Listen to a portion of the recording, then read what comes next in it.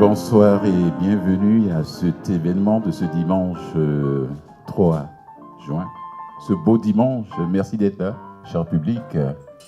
Merci d'avoir fait le déplacement. C'est très flatteur. Je dis merci à tous les invités. Mario Pelletier, Vincent Collard, Draman Denkes, Thomas Langlois, bien sûr, et Catherine Larrivain. Tout à fait à la fin, c'est Pauline Michel qui va nous interpréter 2 de ses chansons. On les applaudit, messieurs. On les applaudit très fort. On les applaudit.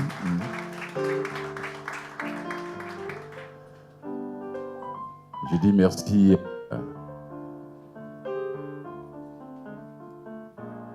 au medley qui nous donne cette salle gratuitement. Je dis merci à René. Ça va Ted avec mon micro? Ok. Je dis merci à la Caisse des Jardins du quartier, du cœur de l'île, qui nous supporte. On les applaudit, mesdames et messieurs.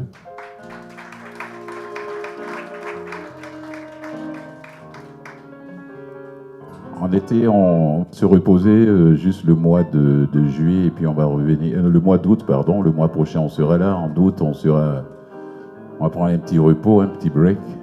Et puis on revient en septembre avec pour le 8e anniversaire de l'événement. Ça fait 8 ans quand même. Oui, 8 ans. C'est pas si facile. Et je dis merci à mes acolytes, tête derrière la console. On applaudit la personne grâce à qui on attend le son. Hakim, qui est caché là, grâce à qui on a les photos et les vidéos. Et la dame derrière le piano, Karine Bétourné, mesdames et messieurs. On va commencer tout de suite avec Draman Denkes. Draman, c'est pas son premier passage à Vivement Poésie, ça. Attention. Gros.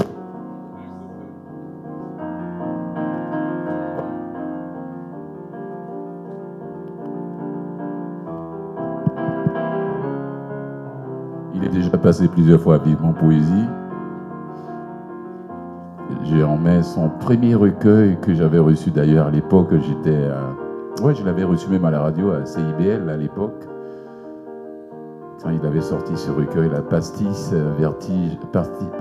et Vertige amoureux. Il a sorti un deuxième aussi, journaliste, écrivain, poète.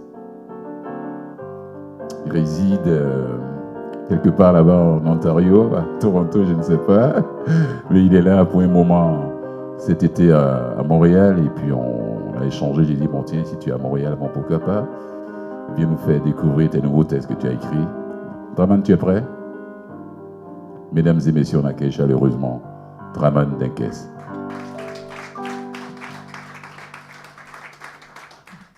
Bonsoir tout le monde. Ça fait plaisir d'être là comme à chaque fois. Vivement Poésie, j'étais là, je pense, à la première édition. Et puis c'était une belle initiative. Je suis content de voir aujourd'hui que ça dure 8 ans déjà. Je suis content de voir que ça dure déjà 8 ans. Et puis, depuis 8 ans déjà qu'on prend plaisir à être ensemble pour parler de poésie et de tout. Donc, ce soir, particulièrement, je vais rendre hommage d'abord aux poètes, à tous les poètes ici présents et puis à tous les poètes également qui nous ont devancés. Aux poètes symboliques. Poètes à la pensée aux idées saines. On a cru voir dans vos écrits des choses malsaines. Lire à vous une très laide intention alors que vous attirez notre attention. Vous avez prévenu le monde de la destruction et souhaité de notre vie de la construction. Signalez aux lecteurs peureux, même si le ciel devenait ténébreux. Présentez à la femme la beauté quand son attitude n'est pas fierté. Enseignez aux enfants le temps des amours quand ils entendent souvent le chant des ours. Traversant tous les obstacles monstrueux, vous livrez au monde un message fastueux qui saura guider notre âme majestueuse vers un horizon plus clément, même s'il reste encore du changement. Car dans le réveil du poète, chaste comme le regard du ciel qui l'approche, inoffensive comme l'urine d'un nouveau-né, il ne voit le monde se pavaner de sons en couleur et d'horreur en beauté dans ce néant où les mortels se plaisent, pendant que la joie béante envenime la peur. Du fond de ce soleil lâche tel le foulard des matadors à l'éveil et qui se dresse comme un garde pénitencier, ne fait que fondre la révolte d'une tendre âme. Ainsi, l'abondance de l'air qui fait déplacer le remords de l'homme ivre se soucie nonchalamment et peu du temps qui lui reste à vivre. Pourtant, loin d'eux, dès son réveil, le poète a pu s'apercevoir du drame de l'humanité.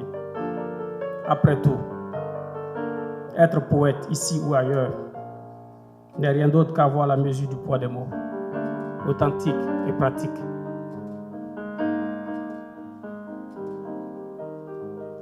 Digne poète du temps passé, pauvre écrivain des époques sombres, accepter de l'au-delà ces notes funèbres comme celle d'une sobre pensée. Immense miroir d'une vie écoulée, tu as traversé en l'homme sa douleur comme le sérum qui évacue la peur, telle l'intelligence qui guide l'esprit fertile.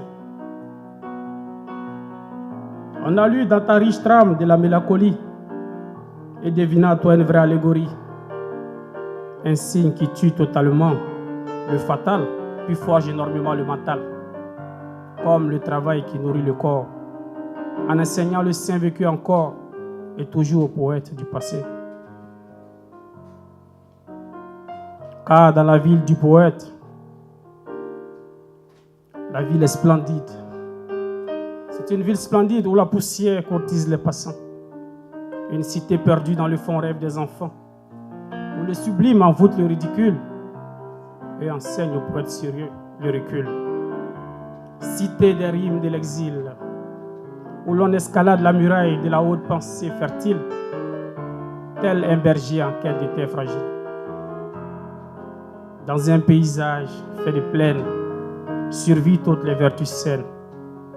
Et quand les nuages abandonnent le ciel, la nuit nous offre un temps doux comme le miel, où le déplacement lent et souple de l'air nous fait méditer sur l'indispensable règle qui ouvre à jamais les yeux du poète. Alors, gloire au poète. Ô poète, griot des lettres refoulées et ignorées, d'où viens-tu, majesté, avec ces visions égarées de la vie? Comment peux-tu pleurer avec des mots? Songe à notre infernal vécu et épargne-nous ces mots incurables qui refusent le courage.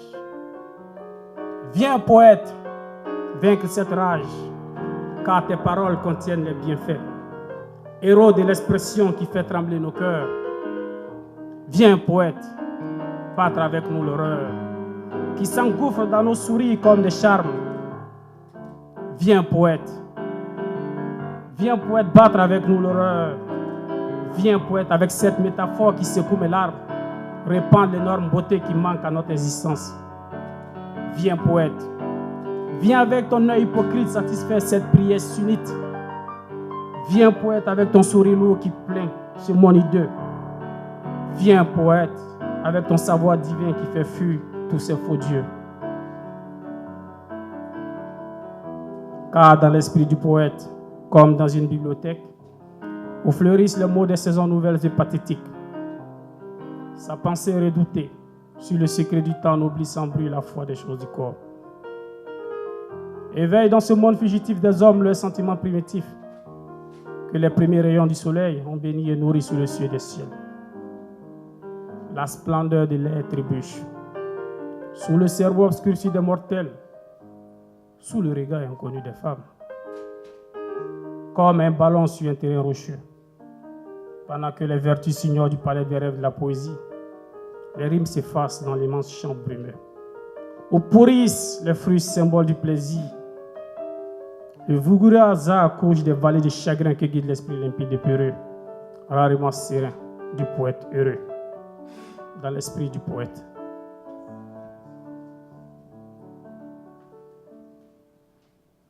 J'ai oublié un dernier texte pour rendre hommage un peu à la femme.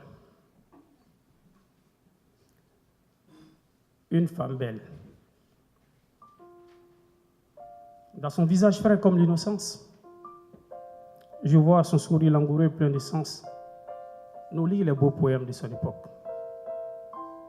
Belle comme la chute d'eau qui fait fantasmer la cascade, tendre comme la fleur qui chante et pleure à la vieille lune et métamorphose sa une. Elle nous vend rien qu'en marchant le beau et le naturel plaisant. Maîtrise de douleur, elle nous fait voir quand sa peau s'est blanchie, un corps étonnamment joyeux et drôlement abasourdi. Son regard éclatant du pardon est large, comme le premier don qu'accompagne le baiser d'une vierge, dont nous ignorons toujours l'âge. Elle chatouille aussi l'ironie du soleil couchant, les blessures vertigineuses d'un vieil homme, et fait naître dans un paysage clair, comme l'œil d'une biche et fine comme sa chair. Un jardin ébloui de gaieté, graduellement plein de santé.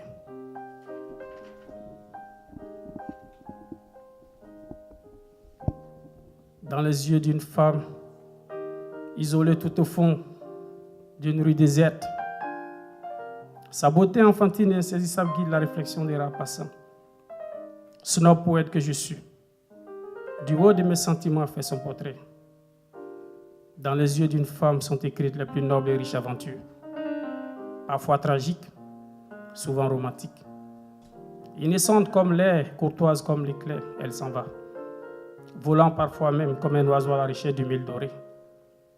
Tout cela pour me convaincre de son courage et de sa bravoure. Femme d'un temps déjà écoulé, elle est loin d'être une renégate. Ces esprits flottants semblables au passage de nos rêves laissent toujours sous la voûte du ciel entrevoir l'espoir d'un mieux-être. Le regard égaré, le souci présent, elle démystifie ce monde absent et cette nature trop moribonde. Si lâche, qui lui rend le corps beau et l'âme laide. Elle a beau fuir l'histoire de sa vie, la vision de l'homme lira dans ses yeux le déchet de notre monde fâcheux.